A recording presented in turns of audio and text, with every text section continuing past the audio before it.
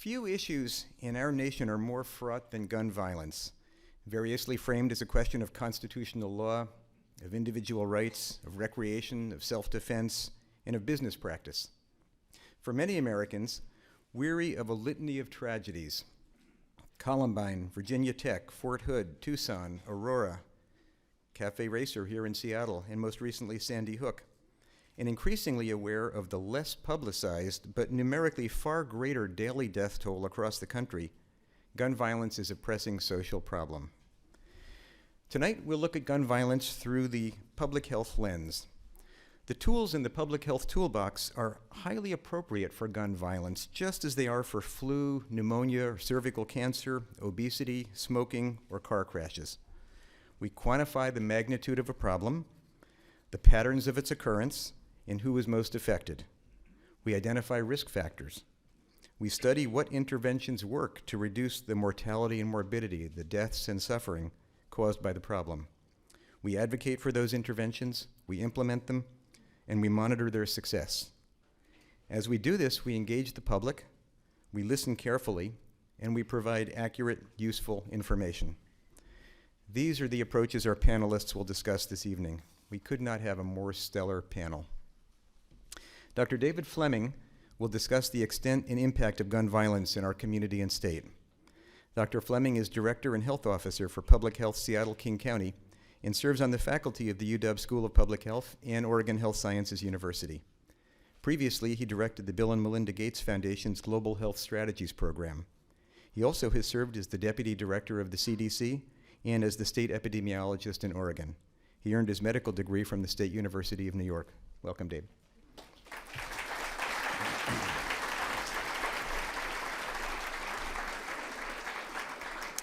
Dr. Fred Rivara will review the available science regarding the association of guns with violence. Dr. Rivara is a world-renowned pediatrician and pediatric researcher. At UW, he's Professor of Pediatrics and Adjunct Professor of Epidemiology, Chief of the Division of General Pediatrics and Vice Chair of the Department of Pediatrics. He's editor of the leading journal, Archives of Pediatrics. He was the founding director of the Harborview Injury Prevention and Research Center, and he was the founding president of the International Society for Child and Adolescent Injury Prevention. He earned his medical degree from the University of Pennsylvania and his public health degree from UW. Welcome, Fred.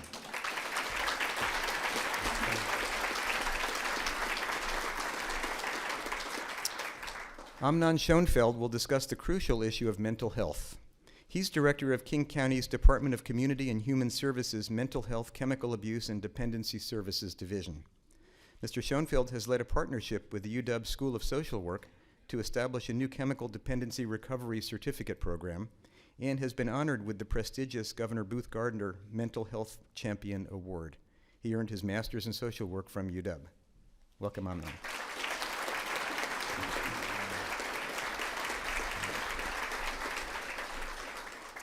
Dr. Beth Ebel will discuss what interventions work to prevent gun violence and the evidence that supports them.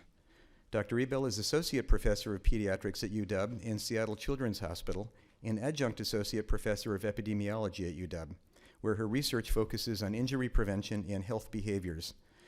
Despite her stellar educational pedigree with her medical degree from Harvard and her first master's degree from Oxford, the pinnacle of her education was her master's in public health from UW.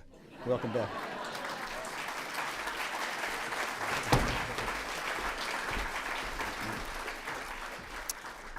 And Seattle City Councilwoman Sally Bagshaw will discuss policy options for preventing gun violence.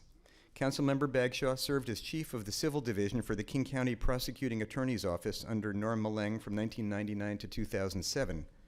Earlier, she headed King County's Transportation, Natural Resources, and Real Property legal team and served as business and finance lawyer for Wazoo and UW. She's a graduate of the University of Idaho Law School. Welcome, Sally.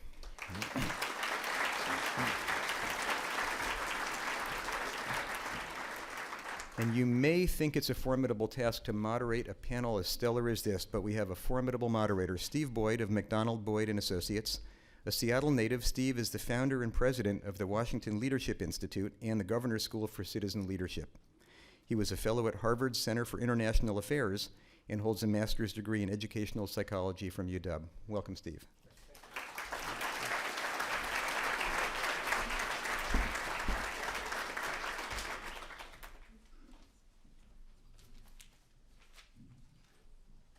Well, it's my honor to be here, and we do have a stellar panel, and I want to get to it immediately. I also want to thank Ware and the staff of Town Hall for producing this event. Also, Seattle Police for ensuring that there's a modicum of safety in the room here going forward. Again, I want to bring your attention to the Crosscut blog. This panel has put together a very, I think, detailed and fine summary essay that will address a number of the concerns brought forward tonight. So Crosscut blog on the web.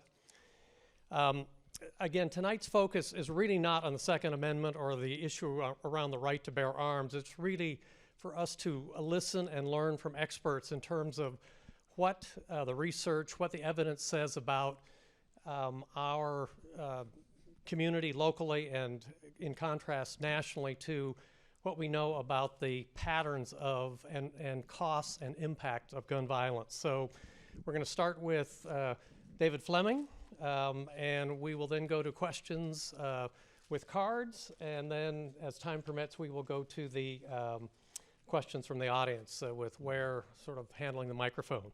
So let's listen to understand, be respectful, be civil, and let's learn together. Okay, David, thank you. Yep. Good evening. I'm going to stand up here so I can look at my notes at the same time. Welcome. It's a real honor to be here tonight. In thinking about how we wanted to structure the panel, it seemed pretty likely to us that everyone in this room would be united in their desire to reduce the toll of gun violence in our community. It also seemed equally likely that not everyone would necessarily agree on the right path forward to make that happen. So in that context, as a good starting point and a place where difference of opinion really doesn't play a role, are the facts about gun violence in our community and in our country. And that's what I'd like to briefly talk about with you to lead this off.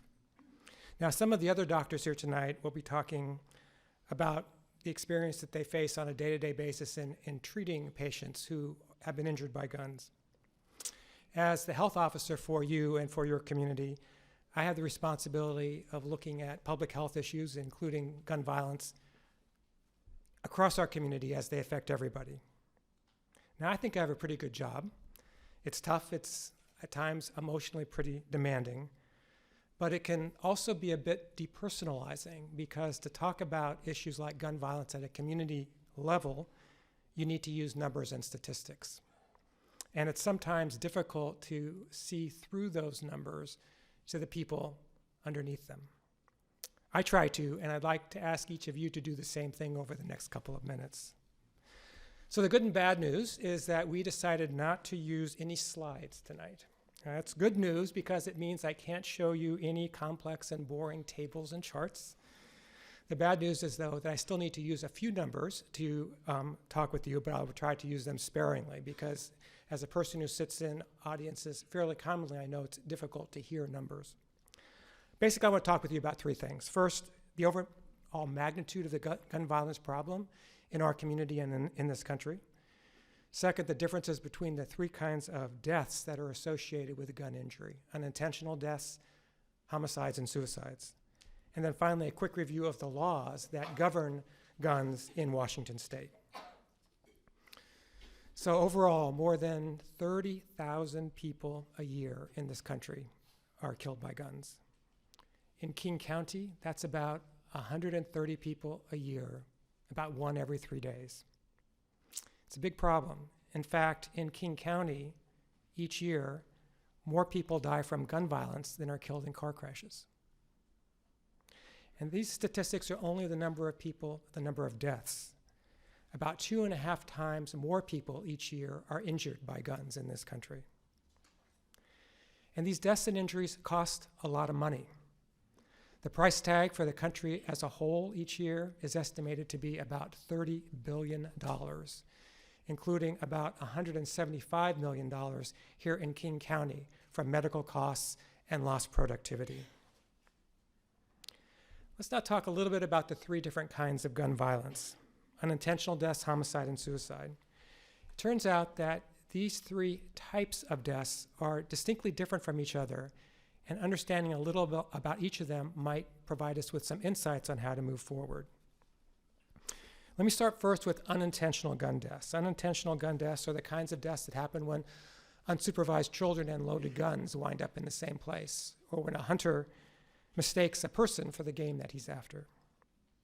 Now you may think, why am I not just saying accidents, accidental deaths? And so as your piece of trivia for the night, public health trivia, we've banished the use of the word accident in talking about these deaths because accidents convey a sense of randomness or fate. These deaths are not accidental and inevitable. They are rather only unintentional and therefore 100% preventable. And each year in this country, there are about 600 deaths that fall into this unintentional gun death category, 600 people. These unintentional gun violence deaths are tragic, but the reality is they only constitute a very small part of the entire gun death problem. And I'd like to talk a little bit now about homicides and suicides, which are where the overwhelming bulk of deaths are. In the United States, there's a little over 10,000 homicides each year and slightly fewer than 20,000 suicides. Here in King County, about 25 to 50 homicides each year and about 80 to 100 suicides. So suicides are about twice as common as homicides here in this county. The overall rate of homicide and suicide deaths in King County is marginally lower than the country as a whole, but unfortunately not so different as in any way to be a mark of distinction for our county. Now, one way that homicide and suicide victims are similar to each other here in this county is that they are both overwhelmingly male, 5 times so for homicides and 8 times for suicide. In many ways, though, the similarity between these two conditions ends right there. Homicides disproportionately affect our children. Rates peak in kids in their low 20s and decline from there. In King County, almost 1 in 5 homicides, the victim is less than 19. Homicides disproportionately affect communities of color, and particularly blacks. The black homicide rate in King County is 7 times that of whites. And if you look across all health disparities, across all possible health conditions in this county, the single biggest disparity between whites and blacks is homicide. Homicides also disproportionately affect the poor and the poorly educated. And so they create huge disparities by place, by community in our county.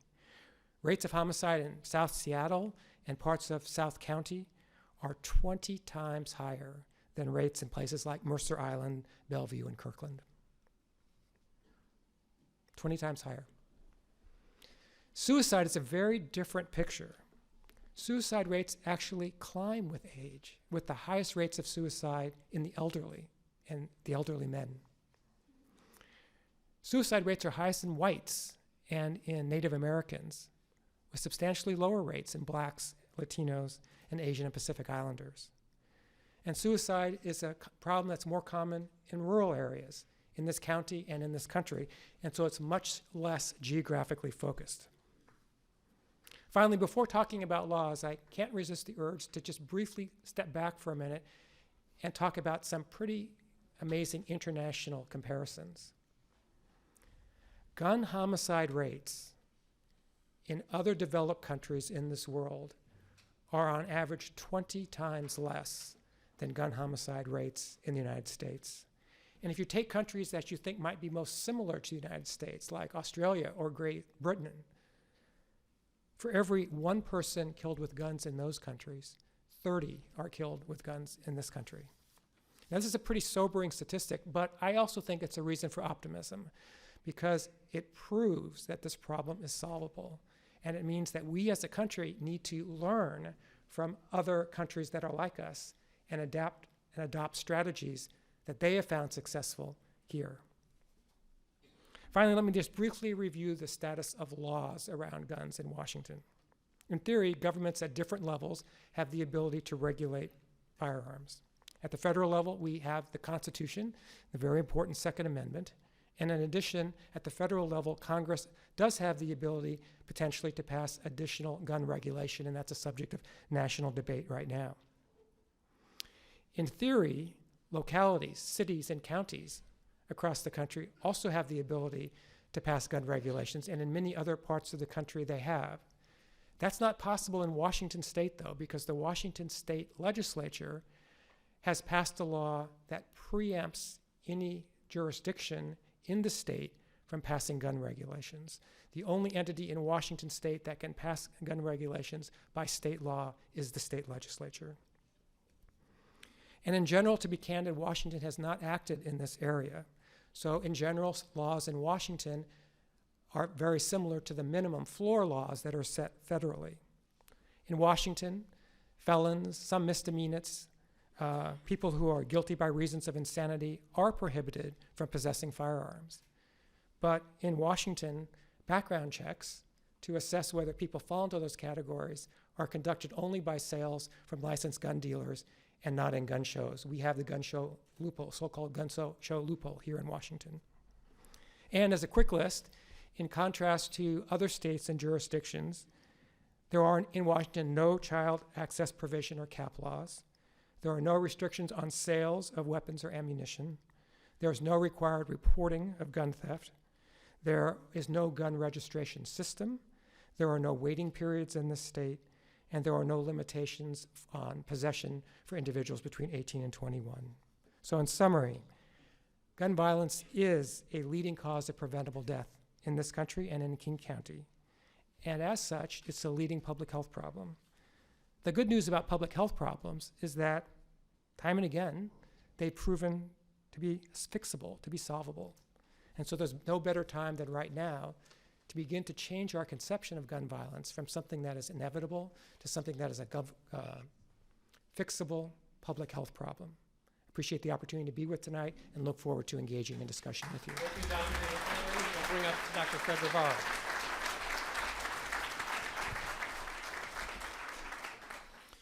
Thank you very much. As Dr. Frumkin said, I'm a pediatrician. I've worked at Harborview for the last 28 years, and I've seen a lot there.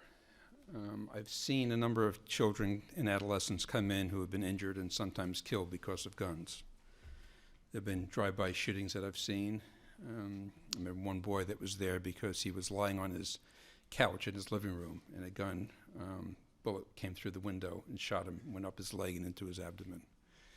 I've seen kids injured because of other kids bringing guns to school.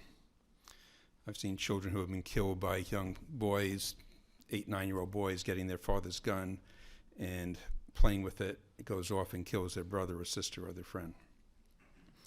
And one of the things that still I remember very vividly is being in the Harborview emergency room a number of years ago, and a teenager came in with a gunshot wound. He had gotten a hold of his father's gun, and he wanted to commit suicide. He took that gun and shot himself in the head, came in with his family, and he actually looked like he had some function when he first came in, but he died soon afterwards. Tragedies like these have driven my research over the last 25 years into looking at what is the association between having a gun in the home and the risk of violent death in a home. Much of the research on these questions have been conducted here in Seattle and King County.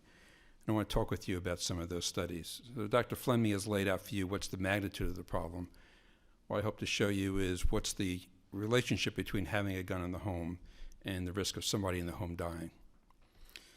One of the first studies was done by my colleague Arthur Kellerman and Dr. Don Ray, the former medical examiner here. The title of the article was called Protection or Peril. Does having a gun in the home protect you, or does it put the people living in the home at peril of dying? They looked at a series of deaths, 740 deaths due to guns in King County, and found out half of these occurred in the home. In those 740 deaths, there were 2 deaths of intruders. For each of those intruders that was shot and killed, there was somebody who died unintentionally. There were 5 people who died from criminal homicides and 37 people who died from suicides. So for each intruder, 43 people, mostly family members, died from guns kept in the home. 70% of those guns were handguns. Back in the late 80s, we did a couple of studies comparing Seattle to Vancouver, British Columbia, our neighbor to the north. We all know it's a wonderful city, and it's very similar to Seattle in many, many ways. It actually has similar regulations for long guns, for rifles and shotguns, but very different regulations for handguns. In Seattle, if you get a permit, you can buy a handgun. If you go to a gun show, you don't even need a permit to buy a handgun. In Vancouver, it's very difficult to buy a handgun unless you belong to the law enforcement department. And those who do have handguns for target shooting have to keep them at the firing range. So there's very different restrictions, and as a result, very different level of ownership of handguns in Vancouver compared to Seattle. When you looked at homicides in the 2 cities, the homicide rate was about 60% higher here in Seattle compared to Vancouver. Non-fatal assaults, robberies, burglaries, they were almost identical between the 2 cities. But homicides were 60% higher. And virtually all of this higher risk was due to a 5-fold higher risk of being murdered by a handgun. When we looked at suicides, interestingly, the suicide rate between Seattle and Vancouver is pretty equivalent. I guess we both have the same amount of rain. But the incidence of suicide using handguns was 6-fold higher. However, if you looked at youth, 15 to 24-year-olds, a lot of older people in the audience, I'm sure many of you have kids that age. If you look at that age youth, where suicide tends to be impulsive, the suicide rate in Seattle is 40% higher than in Vancouver. And it's entirely made up by a 10-fold higher rate of handgun suicide. In the early 90s, we did a series of studies looking at homes in Seattle as well as Memphis and Cleveland, 3 big cities, and looking at where there had been a violent death in a home, a homicide or a suicide. And we compared those homes to homes in their immediate neighborhood, down the block, around the corner. We knocked on doors, and actually 98% of people actually spoke to us about whether or not they had guns in their homes. Found out that a quarter of the homicides that occurred in those cities occurred in the homes. 3/4 of those homicides were committed by someone who knew the victim. Having a gun in the home tripled the risk of having a homicide in that home. And if there had been a prior domestic violence incident, the risk of death to an intimate partner was increased 20-fold. When we looked at suicides, having a gun in the home was associated with a 5-fold increased risk of having a suicide occurring in that home. And again, in that young adult age group, the risk was 10-fold higher. We'll hear a minute about mental health and mental illness. In homes where when there's no history of mental illness in the victim, having a gun in the home was associated with a 33-fold increased risk of suicide in that home. There's another study that I didn't do, but someone did, where they looked at suicide victims coming to the hospital with serious suicide attempts requiring them to be hospitalized. And they interviewed those individuals after the attempt, after they were in the hospital, and asked them, how long was it before you decided to try to kill yourself and you actually did the act? In 24%, a quarter of these individuals, it was less than 5 minutes. If you use a gun, despite the tremendous trauma care at Harborview, you're going to be successful 86% of the time. If you use a pills, you're most likely going to live. But if you use a gun, you're not going to live. And finally, some data from a colleague down in California where they looked at individuals who had purchased a handgun. They found in the 12 months after someone got a handgun, the risk of dying was fourfold greater than the general population. In the first week after getting the handgun, the risk of dying was 57-fold greater. And finally, I want to close with that December 14th, looking in the newspaper the next day after the massacre at Sandy Hook. I don't know if you all saw, there was also a story from China where a teacher, where a crazy guy had attacked students. He stabbed 26 students. In Sandy Hook, the hospitals were not busy because there were no survivors. In China, all 26 children survived. Thank you. Thank you, Dr. Rivera. And Amin Schoenfeld. Please.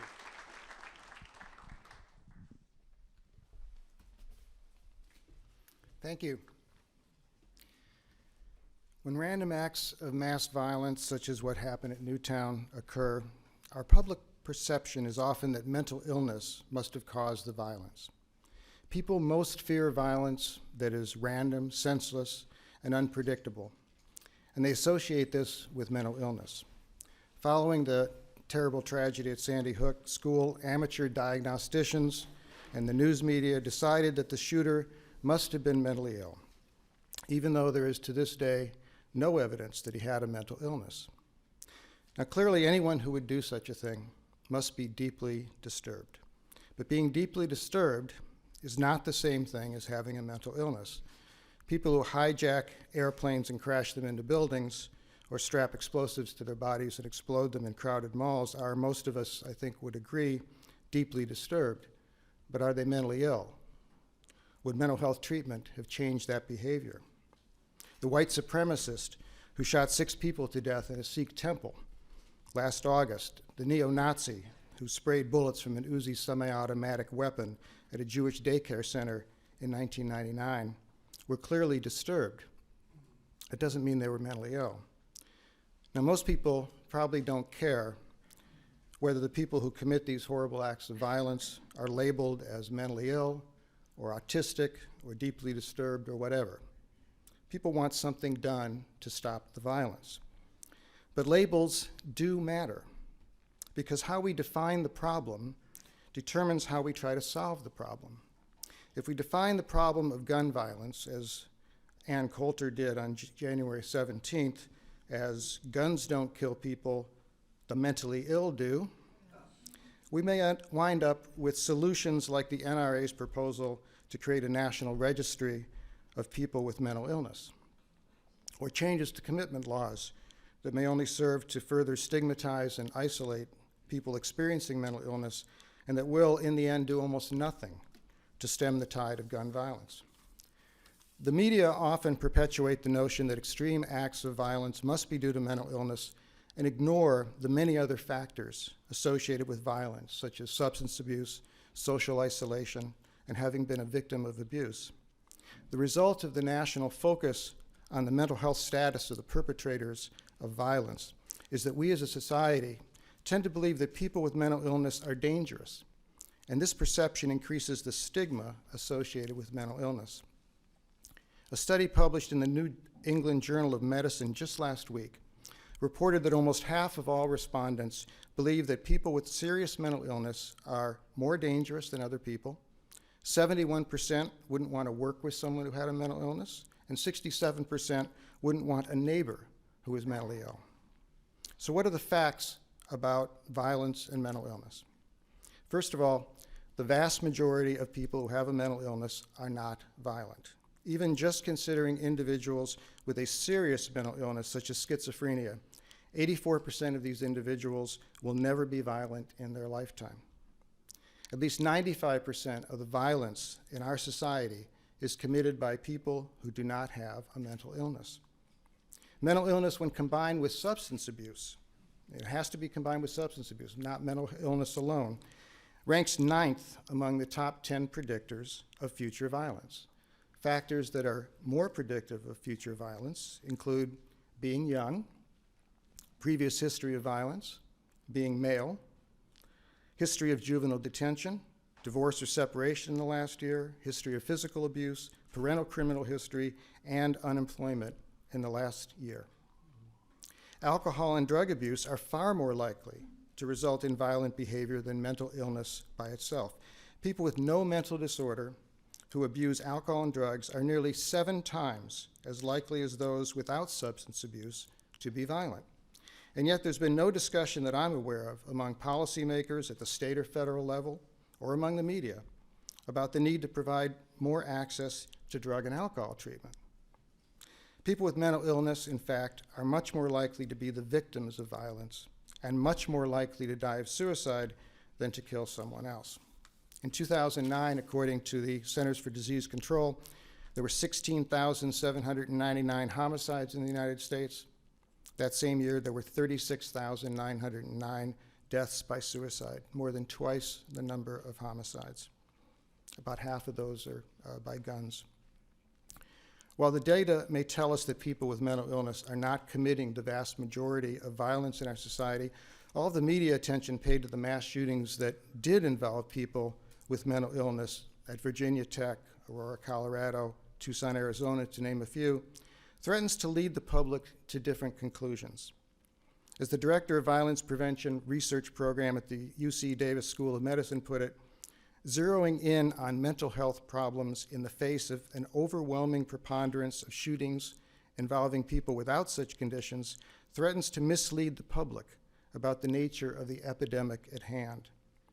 Dr. Stephen Hoag of the Columbia University Department of Psychiatry put it this way: people want to believe that the problem is easy to solve and that they can insulate themselves from the risks of gun violence by insulating themselves from people with mental illness. Now, we know that people with mental illness are not as a group dangerous. There are risk factors, however, that do increase the small likelihood of violence among people who have mental illness. When people don't have access to treatment, when they're homeless, when they feel hopeless, when they're also under the influence of drugs or alcohol, the risk of violence, however small, is increased. We have to address those risk factors. We have to provide mental health and substance abuse treatment that meets their needs, so they're more likely to accept that treatment. We have to provide safe, supportive housing. We have to make sure that people with mental illness have access to job training, education, and jobs, so they feel they're a part of and contributing to the community. And most importantly, we have to give them respect and support and hope. We have to turn around the 2/3 of people in this country who wouldn't want to work with or live near people with mental illness. President Obama proposed in his plan to reduce gun violence, we need to have a national conversation to increase our understanding about mental health. The single most important thing that we can do to reduce the risk of violence by those small number of people with mental illness who are at risk to be violent is to confront and end the stigma surrounding mental illness. And I would add substance abuse disorders, and make it easier for people to accept and understand their illness and get the treatment they need. Thank you.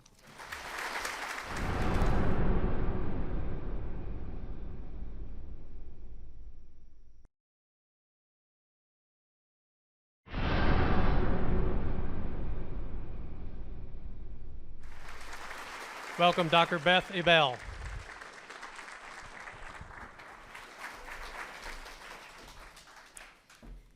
Thank you very much for the opportunity to address you all here in Town Hall. As Dean Frumkin mentioned, I'm a pediatrician. I also work at Harborview Medical Center, and my area of specialty is trauma and injury care.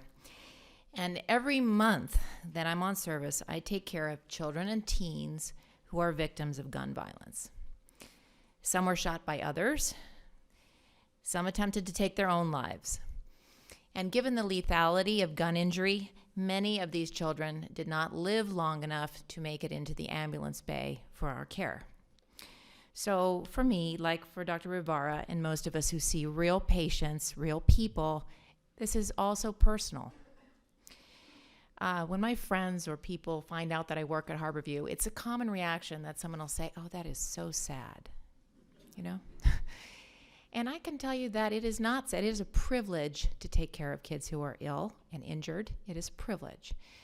But what is sad is knowing that there is something that we ought to be doing about this so these kids do not come into our hospital after being shot. That is the sadness, failure to act on what we know works. And so simply, we must act. There are many possible strategies, and as Dr. Rivera pointed out, there's also opportunity to do more work.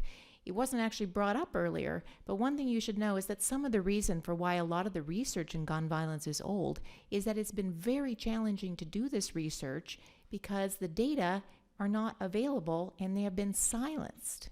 There are laws passed throughout the country to limit the ability to ask a question like what happens to you after you buy a gun now. So I get to talk to you a little bit about strategies for reducing gun violence. And as part of this conversation, I hope this is kind of like going to a Chinese restaurant with your family and all your picky relatives. I hope I can give you enough options on the menu that you can sort of think to yourself, oh, gluten-free, here's the choice for me. There's a lot to be done, and I trust that everyone who is here because you find it unacceptable that folks are being killed when we can do something more. You might differ on what to do. So what can we do? I'd like to share 5 strategies with you. These are evidence-based, and many of them are particularly relevant to Washington State.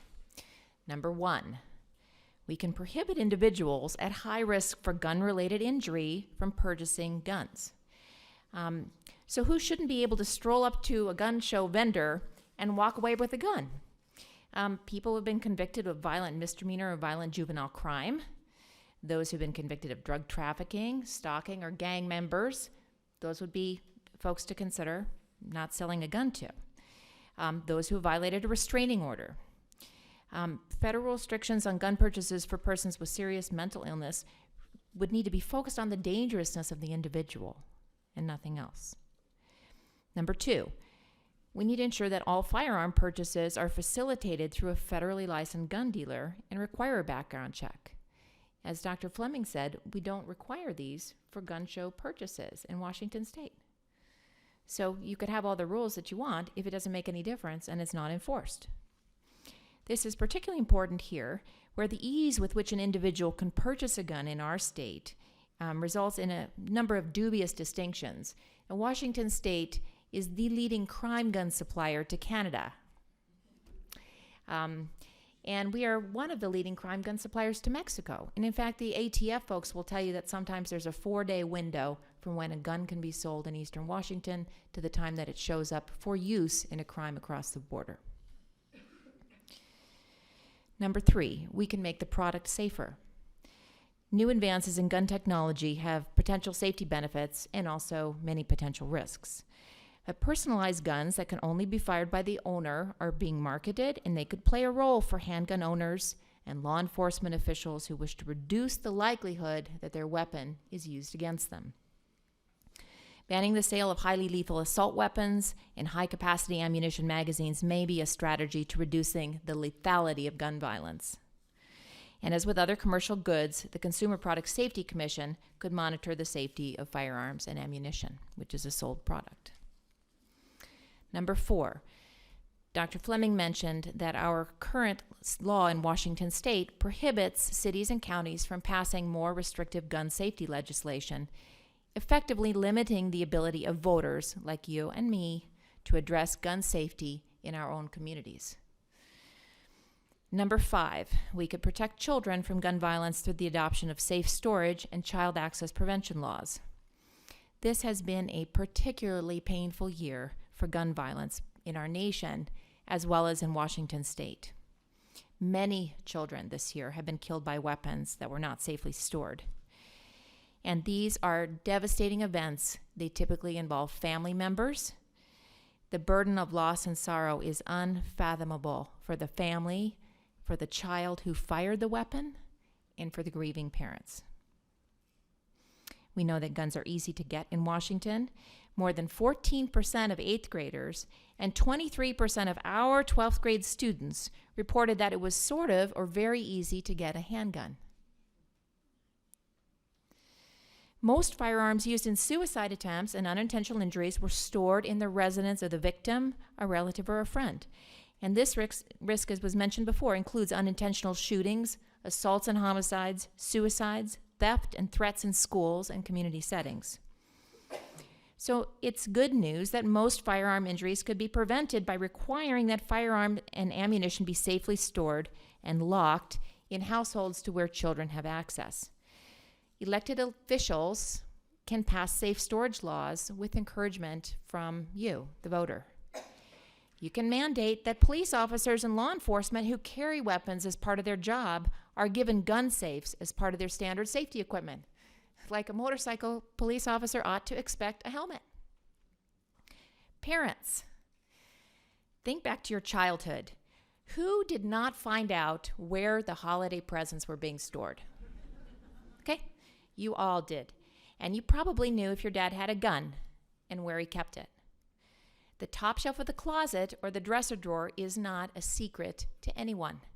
It isn't safe from criminals. It isn't safe for a heartbroken teen in a moment of despair. And it isn't safe for a smart and curious child. You can choose not to bring a gun into your home. You can ask about gun ownership in homes where your kids spend a lot of time. And if you or your spouse has a gun, buy a beautiful, sparkly gun safe and lock it up. Lock up the ammunition too, and this will teach your kids a responsible way to store and care for a weapon. So it's not enough to implement effective strategies. We also need to avoid spending our time and our energy on ineffective strategies and those that are not supported by evidence. Approaches that have focused simply on gun safety education have typically not been effective. Gun safety education aimed at kids was found to have no impact on a child's interest in picking up and pretending to fire a test gun. So gun safety curricula taught through the schools have generally not worked. On balance, putting guns into schools is likely to put children at higher risk. There have been recent calls to suggest that teachers keep a gun or that armed guards be posted at schools. In addition to the obvious economic cost, there's no evidence that this approach would work. As Dr. Rivara described, in similar settings, guns have been found to increase the risk of violent death for the owner, other adults, or children. So I am a parent, as many of you may be, and like many of you, I'm busy. I often think about all the things I maybe sorta ought to be getting done. And they often don't all get done. But I'm here tonight because finding ways to address gun violence is important. It's important to me. It's important to the lives of our children. So I'd like you to consider the kind of options that we talk about tonight for all of this panel, to think about what might work well for you. And you're here. I encourage you to speak up, email your congressional representatives, your legislators, talk with your spouse and your neighbors. When I care for a victim of gun violence, I think about how this injury, with its fallout and its devastation, might have been prevented. And I urge each of you to consider how we collectively can learn from the sorrow of Sandy Hook, seek practical solutions, and take action. Thank you. Thank you. And Sally Bagshaw. One of the questions from the audience was, what is your public health recommendation for reducing gun violence? What are the effective interventions? So I think you nailed that, but we can come back to that if that's All right, very good. Well, thank you, Howie, David, Fred, Amnon, and Beth. I just so respect your professional opinions and your experience. So many things that you've talked about tonight, I certainly have not seen. And you may notice that I'm the only one up here that doesn't have an MD or a JD or a Master of Social Work initials behind my name. And so why am I here? And it's really because of three reasons.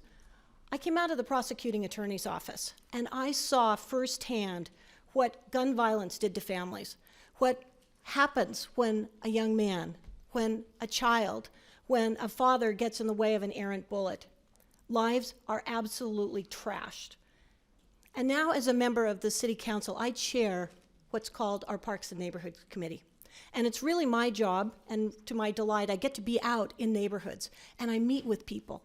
And parents, whether they're in Pinehurst, or residents, whether they're down in Rainier Valley, I have heard over and over again that they don't feel safe, that they fear gun violence for their own children. And beyond my professional life, I'm a mom, but I'm also the grandmother of a newly minted baby girl. She lives in Brooklyn, New York with her parents, and her name is Violet. On December 14th, when Sandy Hook happened, I'll tell you, my stomach was clutched, and I was absolutely heartbroken to think of those little kids, 6-year-olds, that were absolutely devastated by what they saw. Now, all of you know that we had a man with a Bushmaster assault rifle and 2 semi-automatic pistols that fired his way into that school. And he broke into one room, and the kindergarten teacher, God bless her, had shoved all their kids into the bathroom and told them to be quiet. And the next room were first graders. And this man came in, and he shot 20 children, 26-year-olds. And I can only begin to imagine how terrified those little ones were, the ones that survived, the ones that will never see some of their best friends again, but also to imagine the parents who got that call. I just can almost not even breathe thinking about that, to get the call that says, your little baby that was in our elementary school, where we had locked doors to protect them, are no longer going to come home to you. And to think that in our own city, that parents who have students at Bryant Elementary or Van Asselt or Graham Hill, that could happen here in Seattle. Or just think about it, it was just 2 years ago when congressional leader, our Gabby Giffords from Arizona, was having what she called a Congress on your corner. Now, many of you know that Sally Clark and I do something that we call Coffee with Sally's. And it is an opportunity for people to come and talk with us firsthand. So when I heard about what happened to Gabby Gifford, it was so near and so close to me. So just imagine yourself standing next to her. She's with 36 of her constituents. And a man comes up, again with a semi-automatic pistol in this case, but with 33 rounds in the magazine. And in a matter of seconds, he walks up to her, and 4 feet away from her, he shoots her point blank in the head. He also shot 18 other people. 6 people died, and one of them was a little 9-year-old girl named Christina Taylor Green. And Christina went on a Saturday, if you can imagine this. She went with her mom because she wanted to meet a congresswoman. She was excited about her own life in public service, and this 9-year-old was shot. Much closer to home, of course, we've got what happened up at Cafe Racer. And my thoughts led right back there because the 5th person that was shot that day was shot in the parking lot out here. Vito, Drew, Donald, and Kimberly were shot in Cafe Racer, and Gloria Leonidas was shot right out here in the parking lot. The man that shot wanted to steal her car. He did that. He also shot her dead. And for the skeptics in the crowd, and I can see that there really aren't many here tonight, the skeptics would say that I'm trying to do away to your right to bear arms and the right to defend your families. Nothing could be further from the truth. The issue for me here, and I hope for every one of us here tonight, is to keep guns out of the hands of violent people. And Beth talked about that just a moment ago. There are ways that we can do this. As chair of Parks and Neighborhoods, my primary objective is to make sure that we have a healthy and safe neighborhood in every part of our city. And we can do that. We can change this culture of fear without treading on the Second Amendment, and that is the reason I'm here tonight, and that is what I want to tell you, that there are things that we can do right now, this year, this legislative session. Our legislators are hearing from us. They know that the times they are a-changin', and that we're coming together because meaningful changes can be made to our state laws. We can talk about what we can do, but we really have to act upon what we should do. So Beth mentioned this already. First, everyone who buys a gun should pass a background check. Right now, in this state, anyone, and I mean anyone, can walk into a gun show and buy a gun. And it doesn't matter if the purchaser has a violent criminal background. It doesn't matter if that individual is having a beef with his spouse at home that night. It doesn't matter if it's a straw buyer that will buy it and sell it to a teenage boy. or to a drug dealer, or frankly, even someone with ties to Al-Qaeda. You may have seen that on YouTube recently. Guns can be purchased in the state of Washington by anyone, no questions asked. We must put an end to this, and we can. Background checks are an effective way to keep dangerous weapons out of the hands of people that are bent on doing harm to others. And here's the good news. Jamie Peterson, who is our legislator from the 43rd District, has introduced a law in the House. He has 38 sponsors as of this morning. It's a bipartisan law, or a bipartisan bill, and he believes that he is going to be able to get that past the House. Now, that would be huge. Based upon all of the failures that we have seen year after year, to get this turned around, to get even one bill passed that would require universal background checks would be a really great thing for us. And second, in Seattle and in many of other of our urban cities, we ought to have the right to stop people from bringing guns into vulnerable places. The city of Seattle tried, but we lost in court. But the state court gave us a roadmap to tell us how we could do that, how we could get a law passed, and the legislature can do it, and at least it's being talked about this year. It's something that's called preemption, but if the legislature is willing to work with us, a bill can be passed that would allow the city to be able to make its own decisions about who can carry a weapon where. So places like parks and our own community centers, we could ban that. And third, this year in our legislature, and certainly in Congress, we should make it harder to buy a military assault rifle or the kind of semi-automatic weapon that was used to shoot Gabby Giffords. Assault rifles are serious business. They're not the type of weapon that my brother would use to hunt ducks. It's not the type of weapon that my cousin would use to go deer hunting. Assault rifles have one purpose and one purpose only, and that is to hunt people. Assault rifles and large capacity magazines should be banned from coming into our state, and those that exist should not be allowed in public places.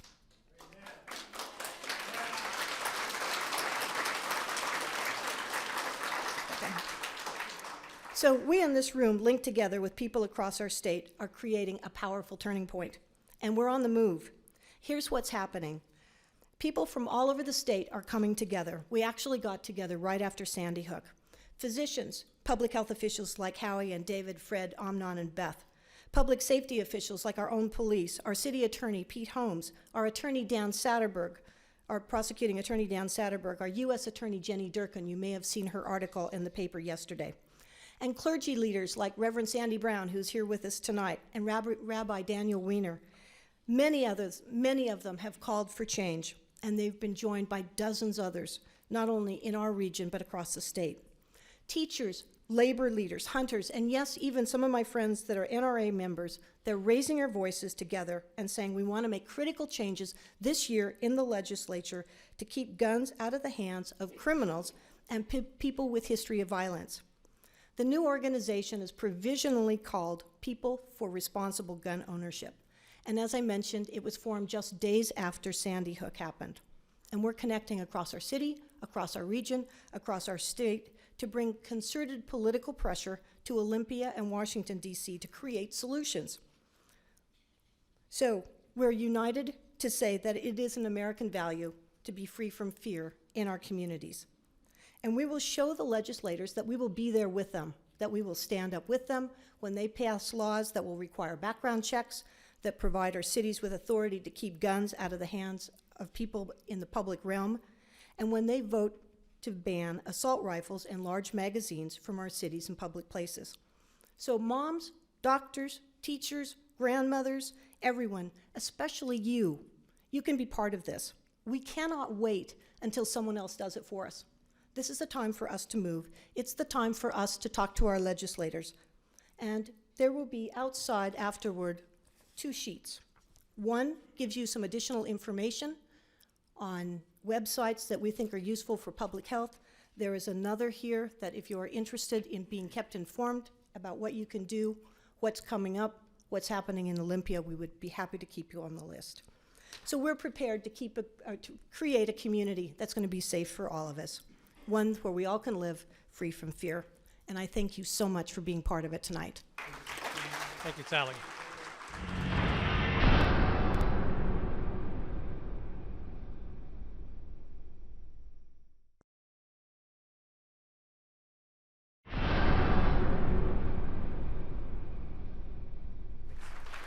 So, really quick, this is last call for questions in. And Steve, can I audible?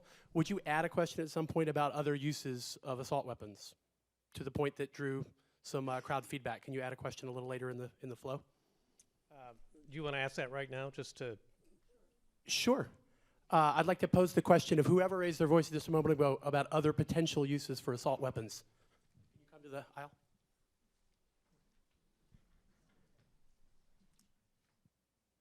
My name is Caleb Dry Duncan. I'm probably one of the least popular people in this room just because of my views and my beliefs about gun ownership and the Second Amendment. But I do own an assault rifle. I do own one of the high-capacity firing semi-automatic handguns that we speak of. And I do own a high-capacity magazine shotgun, which we don't talk about in these groups because it's nomenclatured under a different name. But I used all three of these weapons in a sport called three gun. And it is a sport where you use these weapons, and I say weapons because that is their nomenclature. We use these weapons to maneuver from target to target to target, changing from handgun to shotgun to rifle. And we engage targets on the move, learning control of these measures as we move. It is the fastest growing sport in shooting history. The fastest growing sport in shooting history. Respectful First Amendment, people. I understand what you guys are saying, and I understand, like this gentleman right here in the middle with the red shirt.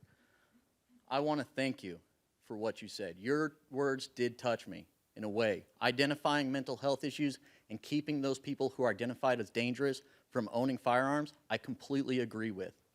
However, I do choose to shoot the sport of three gun. I do choose to fire my weapon in a safe manner. And when I was called and when I volunteered to serve overseas, I did so. And that is where I gained my love for the shooting sports. I come back now, not changed, not dangerous, just in love with a sport that I grew to love because of the skills I learned.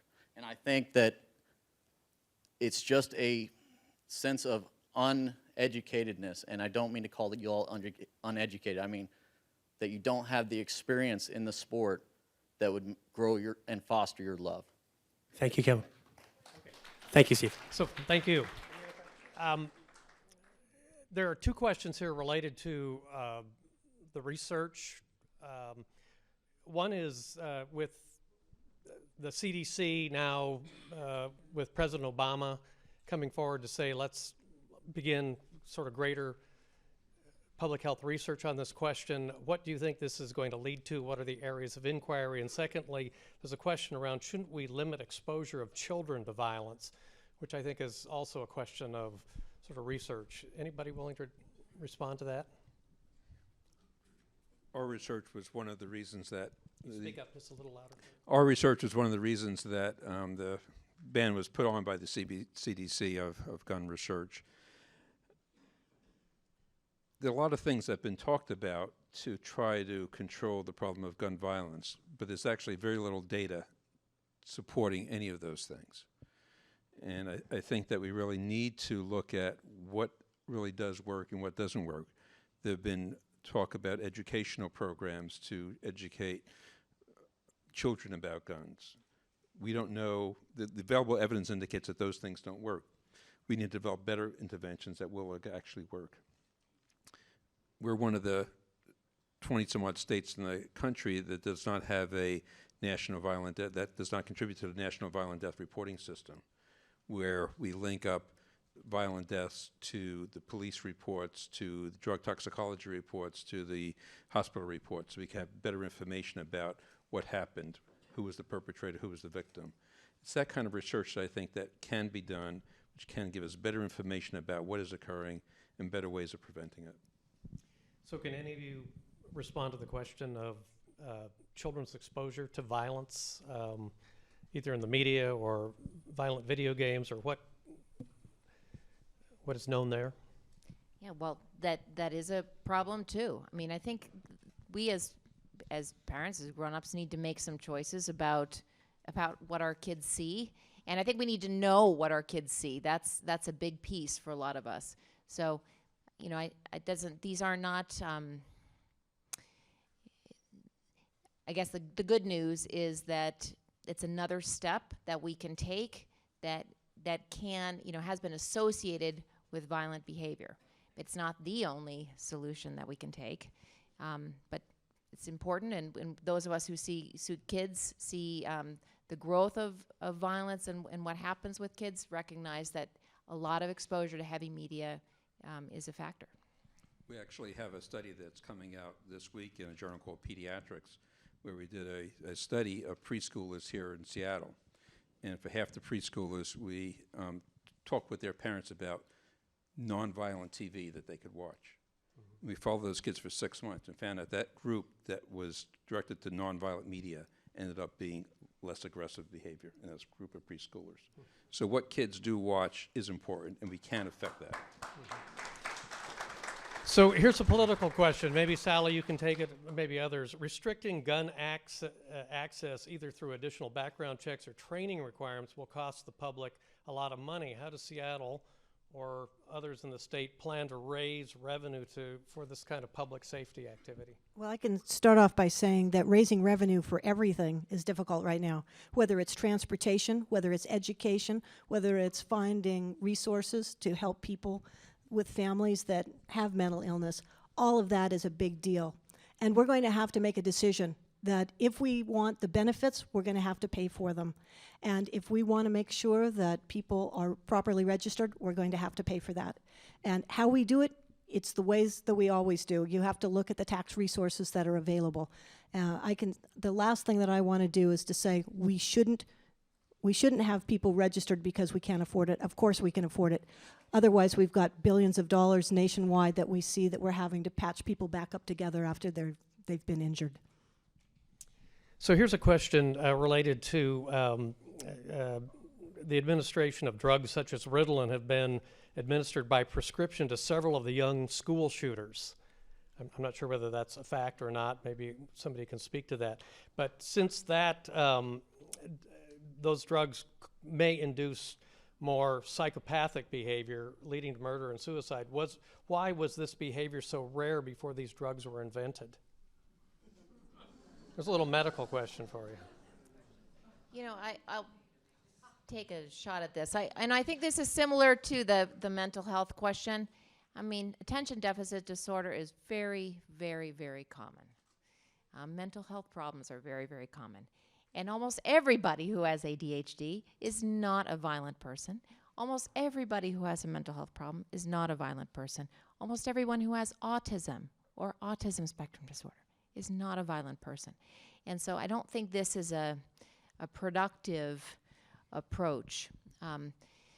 There has been gun violence for a long, long time too. And so I think that there's been no known association that would be strong enough that it would matter for what we should do from public policy. Fred, did you want to respond to that? So this may be to Amnon or David Fleming. How can you see Seattle providing more comprehensive mental health services for individuals who may be more likely to cause harm to the general public? Well, we've had we've had some major cuts in state funding for mental health services over the last 4 years. We've lost about 15% of our budget. So that certainly hasn't helped things. We want to have more access so people can get services when they need them. One of the most important things that we can do is to have Medicaid expansion, because about 80,000 people in King County will be eligible for Medicaid, and that's pretty much the only way you can get into mental health public mental health services in King County. And we estimate that 25 to 30,000 of those people who are newly eligible for Medicaid will seek mental health services in our community. So that would be a great opportunity to get people the services they need. Got it, okay. So here's a good question. Why is this a public health issue rather than just being a criminal public safety issue? I can take that. The job of your public health department, the job of public health, is basically to prevent people from dying prematurely or becoming sick prematurely from conditions that could be prevented. Gun violence, like car crashes, like tobacco use, like healthy eating, is a public health issue because at its heart, we all know that it is essentially a preventable condition. There may be criminal justice approaches to reduce gun violence, but I hope what you're hearing from us today is that we need to look beyond just the criminal justice approaches as we have for the other causes of unnecessary premature death and illness, and that's the place where public health can contribute. We've been frustrated because, as you've heard, in contrast to some of the other pressing public health problems in this country, gun violence and approaches to gun violence have not been subject to the rigorous scrutiny and study that public health has been able to bring to other disciplines because that funding hasn't been available. And one of the reasons that we're here today with people with different perspectives and different opinions is because we don't yet have the facts that we need. Now is the time to move forward with ideas that are promising and at the same time to make sure that we evaluate approaches so that next year or a year later we can sit up here and with more authority say, here are things that we know practically work and should be implemented.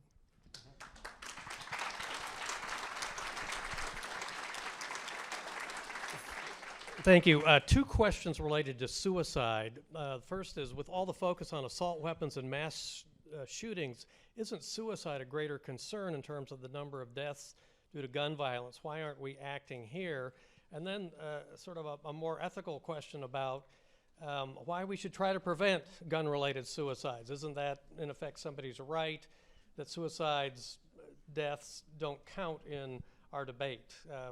What do you think of this argument? Well, absolutely it's true that there are a lot, as I said earlier, there are a lot more deaths that occur from suicide than from these mass killings. The fact is they don't make the newspapers. They don't make the national TV, and so people don't pay any attention to them. But that is part of the violence in our society, the gun-related violence in particular, because more than half suicides are committed with firearms. So that is something that I hope we will bring to the national attention and do something about. What was the other question? Why prevent them? Yeah, do people have the right to commit suicide, basically? Yeah. Well, I think, you know, suicide is a temporary solution, or a permanent solution to a temporary problem, excuse me. Yeah.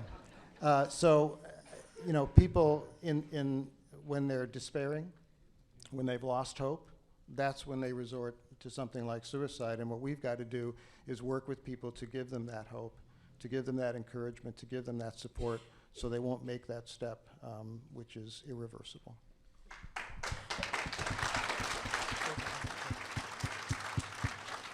And as I said in my remarks, a quarter of the people, it's a very impulsive act. 5 minutes passes between the decision to kill themselves and the actual act. So here's a question. Would gun violence prevention resolutions from doctors and healthcare regional and national organizations help politicians pass safer gun laws?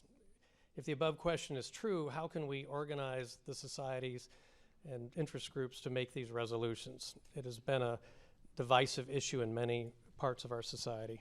So I have talked with a number of legislators about that and asked, would it help if we had resolutions like your organizations? Would it help if the city council passed a resolution?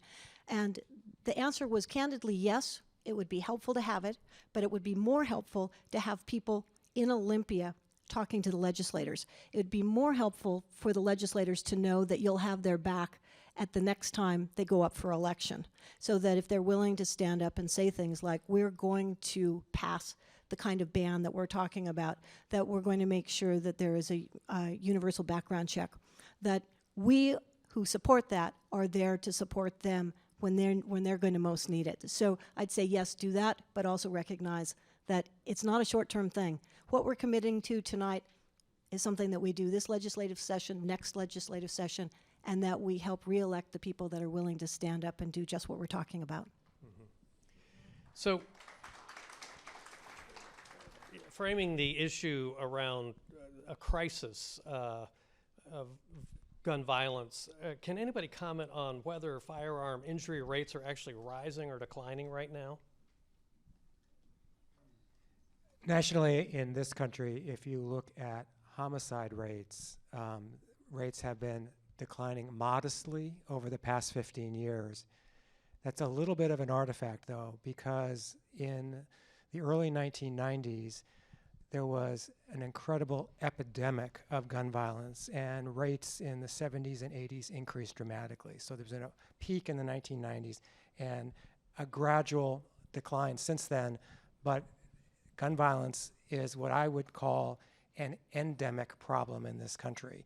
It's not so much important whether the rates are going up or down slightly, but what the absolute rate is. And the fact is that that rate is at a rate that's 20 to 30 times higher than in other countries, and is the leading cause of death in certain age groups in our county and in our city. And so that's the problem we need to tackle. If you look at gun deaths in 1980 and gun deaths in 2010, it's about the same number. If you look at motor vehicle deaths, they've decreased by about 30%. If you look at deaths from fires and burns, they decreased by 50%. So these other injury problems we've made remarkable progress on. With guns, we have not. So here's actually a friendly question to our fellow in the audience, maybe where we can. So this question is, I would like to know if the 3-gun shooter participant would accept having guns kept at the firing range. His guns kept at the firing range. Can you just, yeah, yeah. I actually have a very interesting view on this because I lived in Germany, where you must keep your rifles and your firearms at a club where you intend to shoot. Okay? I'll tell you that in Germany, there is still criminals with guns shooting people. It doesn't matter where you keep the guns. The criminals will still get the guns and still kill people. But however, the law-abiding citizens, such as myself, who own a gun safe, who keep their guns secure, are no threat to anybody in this room. They're no threat to anybody in this city or this nation from killing them. We enjoy this sport safely. Thank you. Thanks. I just move might on. add, there, I mean, again, with the variety of viewpoints, there are things that we could probably, most of us, just agree on. And, here's somebody who's chosen to be a gun owner, and he has still taken the time to lock up his weapons, and, so there are lots, I'm not, obviously, we all have different choices, but I'm just saying, there are a lot of things we can do. We do not do a good job of getting the guns in your home secure, and what you're hearing here is that is a big part of the risk. So there's lots of things to be done, and that's, again, I think, an opportunity to find, to look for opportunities for common ground. Good. So a couple questions related to education and how education changes people's behavior, perhaps towards some of the behaviors, Dr. Abell, you mentioned. So can mass education on violence in the media, schools, work, health services, help decrease gun violence? And then what is your confidence in having some kind of safety education actually in the schools? Another suggestion. Yeah, I wish that would work, and I would love to see some examples of, this is an area where we need light of day and research. But when it has been looked at in the past, it has not been effective. There was a good study that was done of a curriculum called Eddie the Eagle, and this was a training program with kids, and the idea was to tell kids to stop, don't touch, and tell an adult. So it sounds like sensible lessons. And when this was evaluated, the kids had been through this curriculum. They were then exposed to a test situation where the guns were, they were instrumented, so you could tell if they were picked up, and you could actually tell if the weapon was fired. And the bottom line is that kids see this on TV. They play it with sticks, and they picked up the guns, and many of them pulled the trigger.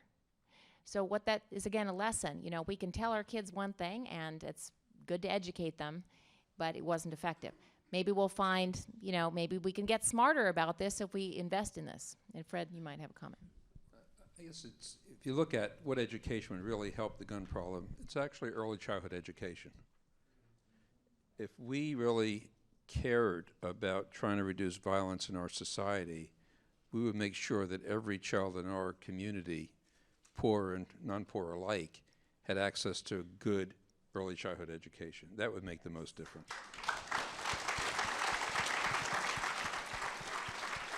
Sally, this one may be to you. Somebody is just asking, where does the gun show loophole come from? I don't get it. It's just because we have lax laws in the state of Washington. It's not the same in the state of California. And I believe it's true that it's not even the same in the state of Texas. So we have laws that can be changed, and all we need to do is to talk with our legislators and, frankly, right now, talk to the Senate to make sure that House Bill 1588, which is designed to close this gun show loophole, meaning that if you buy a gun, that you need to show ID. And you have to show ID so that the state, in this case, can find out, what is your background? You know, are you a criminal? Are you somebody that has had a violent felony on your record? Are you somebody who has been either assaulted or been the victim of assaults? This kind of thing is tracked. And when it's tracked, we'll be able to identify who are the people that we want to have guns because they're going to be safe in their homes, and who are people that we do not want to have guns. And that's really important for us in this room to know that tonight we have the opportunity to make an important change. Thank you. This is a bit of a parochial question. As a UW student, I received nearly daily emails warning about robbery with a firearm. What is the UW doing to keep the campus safer? Dr. Frumkin. May not be fair. I get the same emails, and they're pretty disturbing, aren't they? The UW Police Force actually has very good procedures in place, I think, including informing people about when crimes occur. And if you read to the bottom of those emails, and I admit that's hard to do, to stick with it that far, but there's advice on how to keep yourself safe. It has to do with avoiding dangerous situations, recognizing them, and so on. So I'd urge you to read those messages. They're very informative. And in the long run, we hope we can prevent violent crimes at their root so that we don't have to get so many such emails. So here's a sort of a global question. How do you respond to someone who argues that it's not the gun that kills people, it's people who kill people?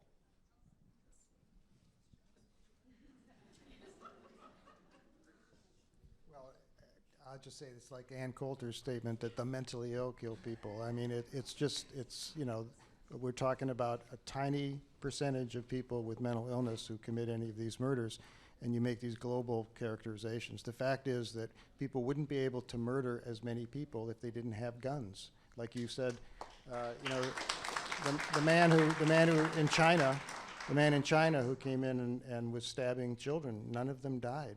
That's quite a difference. Heading toward the end here, can you speak a bit about how these issues relate to minorities, particularly the Asian American community? Are they similarly affected? Does anybody have any data on that? There, for those of you that are data geeks, there is out in the hallway, there it is, a thing about gun violence in King County. If we run out, you can also access it on a website. Just Google Public Health Seattle King County. You can find it on the front page. It does talk about race and ethnicity related to both homicide and suicide. Yeah. And in general, as I said, for homicide, rates are highest in blacks, and for suicide, they're highest in whites and Native Americans. In homicides, Latinos, Asians, and Pacific Islanders are in the intermediate range. Mm-hmm. So last question, and we'll just express our gratitude to all of you. About a third of gun violence occurs in 10 of the large metropolitan areas. I believe King County is like the 11th largest county in the country, if I'm not mistaken. What can be done in these 11 areas to dramatically reduce gun violence? I think you've been hearing it. Yeah. You've been hearing it all evening. And the first things that we can do are try to change some of these laws. It's the low-hanging fruit, and it's going to take us several years. But I would like to say one thing to the gentleman that stood up and was talking about the assault weapons. I frankly am really proud of you for coming. And I'm proud of you for speaking your mind. I thank you for the service, your service overseas. So I want to... And I want to say to you that should you choose to do what you're doing in your sport, I would support you in doing that sport. I just don't want you doing it in an urban area. And I don't want you to do it anywhere that's close to people that could get hurt. But it sounds to me like you know what you're doing, that you are a law-abiding citizen that takes care of your guns, and I respect that. And I really respect the fact that you came tonight. Well, special thanks to Howie Frumpkin, who put this whole panel together, as well as the article in Crosscut. I'd really strongly suggest you go take a look at that. It's a very good summary of what we've heard tonight. Also to Councilwoman Sally Bagshaw, Dr. Beth Abell, Aman Schoenberg, Fred Rivera, and Dr. David Fleming. Thank you all for being with us. Great energy. Thank you.